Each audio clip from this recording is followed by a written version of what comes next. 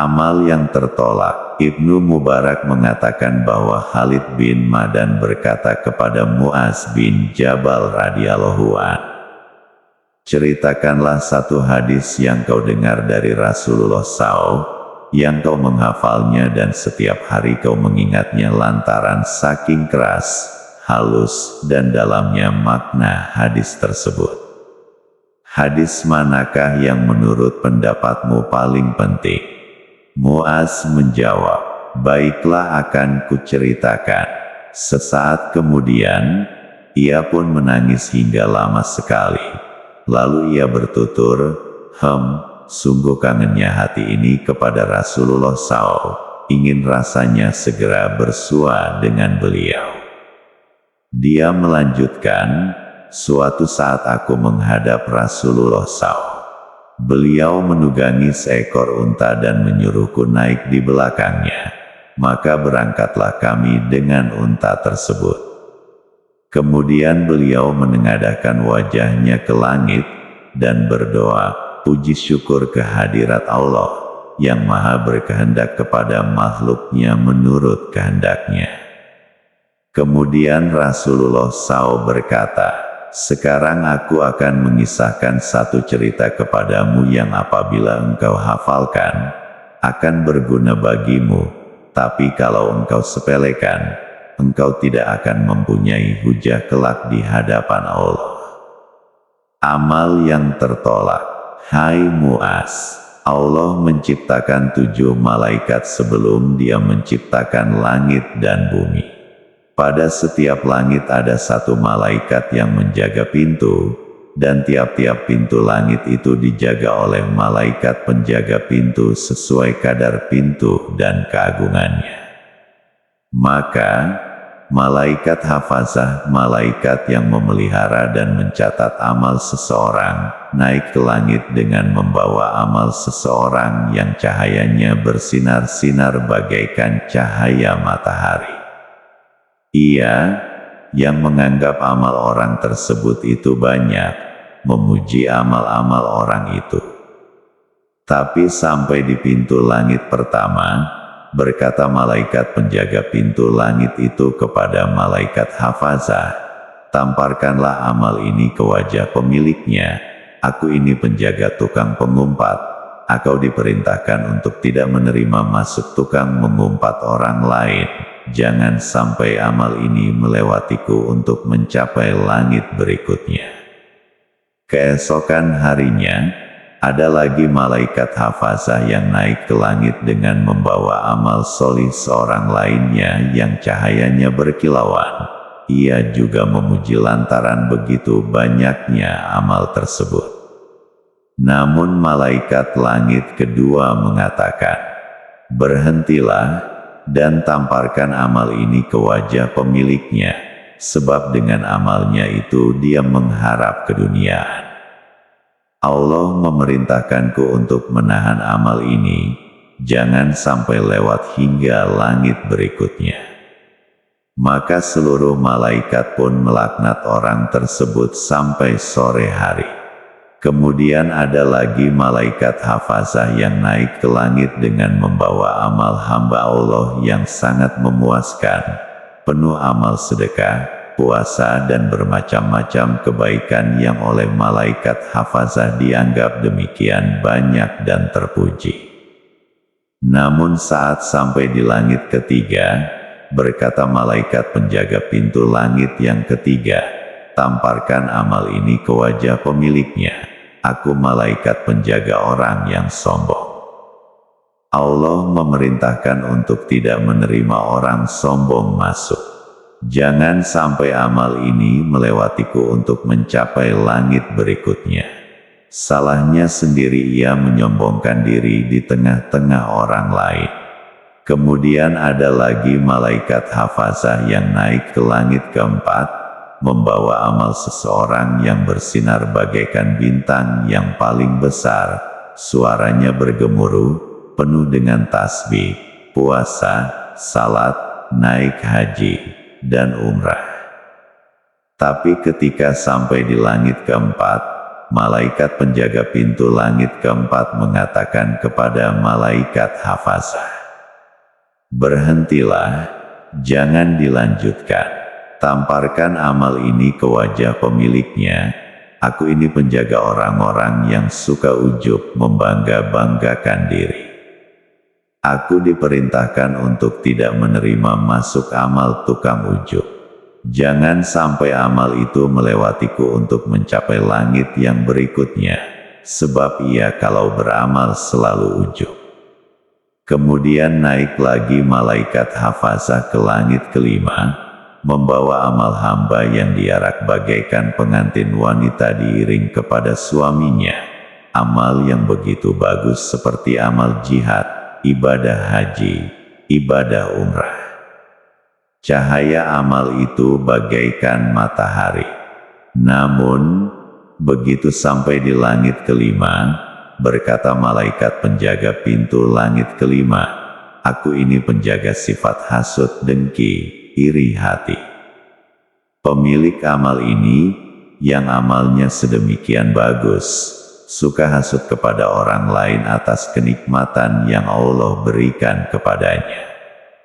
Sungguh ia benci kepada apa yang diridai Allah. Saya diperintahkan agar tidak membiarkan amal orang seperti ini untuk melewati pintuku menuju pintu selanjutnya. Kemudian ada lagi malaikat hafazah dengan membawa amal lain berupa wudhu yang sempurna, salat yang banyak, puasa, haji, dan umrah. Tapi saat di langit ke-6, malaikat ini mengatakan, "Aku ini malaikat penjaga rahmat. Amal yang seolah-olah bagus ini, tamparkanlah ke wajah pemiliknya. Salah sendiri ia tidak pernah mengasihi orang. Apabila orang lain yang mendapat musibah, ia merasa senang. Aku diperintahkan agar amal seperti ini tidak melewatiku hingga dapat sampai pintu berikutnya." Kemudian ada lagi malaikat hafazah naik ke langit ke-7 dengan membawa amal seorang hamba berupa bermacam-macam sedekah, puasa, salat, jihad, dan kewaraan. Suaranya pun bergemuruh bagaikan geledek. Cahayanya bagaikan kilat. Namun tatkala sampai di langit ke-7, malaikat penjaga langit ke-7 mengatakan, "Aku ini penjaga sumat, ingin terkenal." Sesungguhnya orang ini ingin dikenal dalam kumpulan-kumpulan, selalu ingin terlihat lebih unggul di saat berkumpul, dan ingin mendapat pengaruh dari para pemimpin. Allah memerintahkanku agar amal itu tidak sampai melewatiku. Setiap amal yang tidak bersih karena Allah lillahi ta'ala, itulah yang disebut riya. Allah tak akan menerima amal orang-orang yang riya. Kemudian ada lagi malaikat hafazah naik membawa amal seorang hamba, salat, zakat, puasa, haji, umrah, akhlak yang baik, pendiam, tidak banyak bicara, zikir kepada Allah. Amalnya itu diiringi para malaikat hingga langit ke-7, bahkan sampai menerobos memasuki hijab-hijab dan sampailah ke hadirat Allah subhanahu wa ta'ala. Para malaikat itu berdiri di hadapan Allah. Semua menyaksikan bahwa amal ini adalah amal yang solih dan ikhlas karena Allah. Namun Allah berfirman, "Kalian adalah hafazah, pencatat amal-amal hambaku. Sedangkan akulah yang mengintip hatinya. Amal ini tidak karenaku. Yang dimaksud oleh si pemilik amal ini bukanlah aku. Amal ini tidak diikhlaskan demi aku. Aku lebih mengetahui dari kalian apa yang dimaksud olehnya dengan amalan itu. Aku laknat dia, karena menipu orang lain, dan juga menipu kalian, para malaikat hafazah. Tapi aku takkan tertipu olehnya. Aku ini yang paling tahu akan hal-hal yang gaib. Akulah yang melihat isi hatinya, dan tidak akan samar kepadaku setiap apapun yang samar. Tidak akan tersembunyi bagiku setiap apapun yang tersembunyi. Pengetahuanku atas apa yang terjadi sama dengan pengetahuanku akan apa yang akan terjadi. Pengetahuanku atas apa yang telah lewat sama dengan pengetahuanku atas apa yang akan datang. Pengetahuanku kepada orang-orang terdahulu sebagaimana pengetahuanku kepada orang-orang yang kemudian. Aku lebih tahu atas apapun yang lebih samar daripada rahasia. Bagaimana bisa amal hambaku menipuku? Dia bisa menipu makhluk-makhluk yang tidak tahu, sedangkan aku ini yang mengetahui hal-hal yang gaib. Laknatku tetap kepadanya. 7 malaikat hafazah yang ada pada saat itu dan 3.000 malaikat lain yang mengiringinya menimpali. Wahai Tuhan kami, dengan demikian tetaplah laknat-Mu dan laknat kami kepadanya. Maka semua yang ada di langit pun mengatakan, tetaplah laknat Allah dan laknat mereka yang melaknat kepadanya. Tahanlah mulutmu. Muaz pun kemudian menangis terisak-isak dan berkata, Ya Rasulullah, bagaimana aku selamat dari apa yang baru engkau ceritakan itu? Rasulullah SAW menjawab, Wahai Muaz, ikutilah nabimu dalam hal keyakinan. Muaz berkata lagi, Wahai Tuan, engkau adalah Rasulullah. Sedangkan aku ini si Muaz bin Jabal, bagaimana aku dapat selamat dan terlepas dari bahaya tersebut? Rasulullah SAW bersabda, seandainya dalam amalmu ada kelengahan, tahan mulutmu. Jangan sampai menjelek-jelekan orang lain, dan juga saudara-saudaramu sesama ulama. Apabila engkau hendak menjelek-jelekkan orang lain, ingatlah pada dirimu sendiri.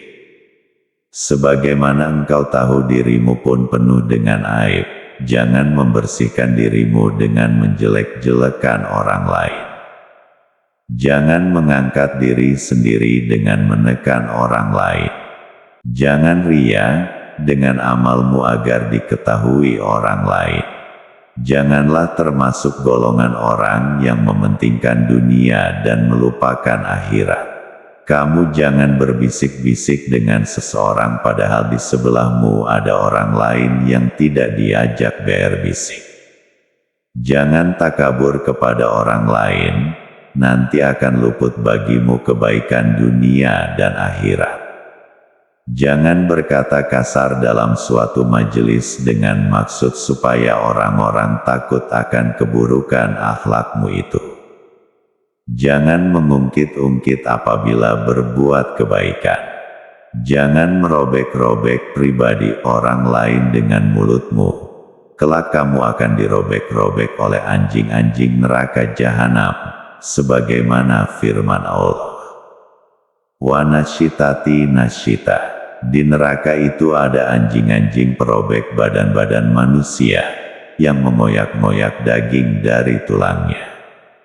Aku, Muaz berkata, Ya Rasulullah, siapa yang akan kuat menanggung penderitaan semacam ini?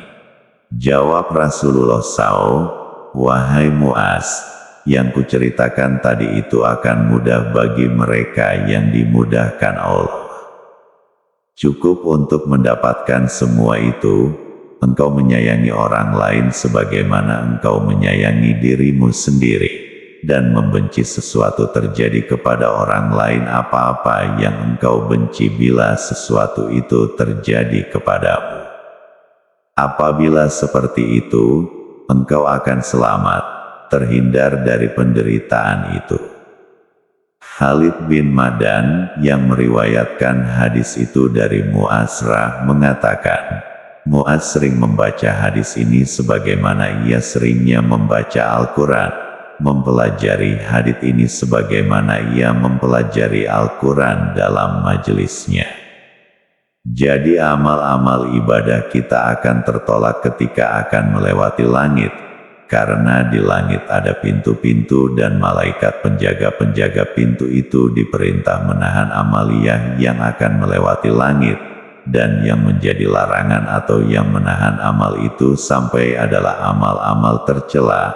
Artinya amal itu akan lolos melewati langit jika pengamal amaliyah itu telah bebas dirinya dari sifat tercela, dan sifat tercela itu adanya dan tumbuhnya di titik-titik latifah manusia: marah, sombong, ujub, iri, dengki, hasad, sumah, riak, semua tumbuhnya di titik latifah manusia. Artinya ketika masih ada sifat-sifat tercela itu di titik latifah manusia, maka manusia tidak akan diterima amaliyahnya, karena amaliyahnya tidak bisa melewati pintu langit. Juga artinya amaliyahnya masih kotor, tidak ikhlas, dan ketika sudah bersih dari sifat tercela itu dikatakan amaliyah manusia itu sudah bersih, ikhlas. Sifat tercela itu akan selalu ada jika tidak dibersihkan, dan akan bersih kalau ada usaha membersihkan, dan yang bisa membersihkan itu hanya la ilaha illallah. Makanya kenapa la ilaha illallah itu dikatakan sebagai seutama-utamanya zikir, mengalahkan zikir yang lain, karena tanpa la ilaha illallah semua amal, semua zikir, semua doa tertolak. Makanya la ilaha illallah dikatakan mifatahul jannah. Miftah itu kunci, jannah itu surga, surga itu kebahagiaan, kunci sebagai kunci semua pintu langit, dan setelah semua pintu langit terbuka maka akan mendapat kebahagiaan sebab semua amal baru bisa diterima di sisi Allah, dan semua doa diijabah Allah, sebab titik latifah tempatnya di titik di dada dan kepala manusia. Maka zikir la ilaha illallah kemudian melafazkannya mengikuti urutan titik latifah. Sebab maksud la ilaha illallah itu digunakan membersihkan titik latifah dari segala macam kotoran sifat tercela yang tumbuh di titik latifah. Seperti membersihkan kerak di suatu benda, maka gerakan membersihkan mengikuti bentuk dari benda yang akan dibersihkan. Itulah kenapa ada gerakan menggeleng ke sana kemari, mengikuti urutan bentuk titik latifah. Jadi syariatnya zikir la ilaha illallah itu untuk membersihkan titik-titik latifah dari sifat tercela, dan hakikat melakukan zikir la ilaha illallah itu untuk agar nafsu dan ego kita tunduk mengakui kalau tidak ada yang wajib ditaati, wajib ditunduki, wajib dibuat sandaran, bertawakal, tidak ada yang kekal kecuali Allah. Ego kita diruntuhkan untuk menyerah dalam pengakuan dan kehambaan. Lahiriahnya kita membersihkan dengan gerakan mengikuti posisi titik latifah. Karena mau membersihkan titik latifah dari sifat tercela, dan batiniahnya kita mengakui dan tunduk taat menghamba pada ketunggalan Allah dalam ubudiyah. Tidak ada Tuhan-Tuhan yang lain yang wajib ditaati. Ketika latifah selalu dibersihkan, lambat laun akan bersih dari sifat tercela. Ketika telah bersih, baru amal-amal termasuk doa kita bisa lolos melewati langit, dan diterima Allah. Lu baru ada namanya ijabah doa.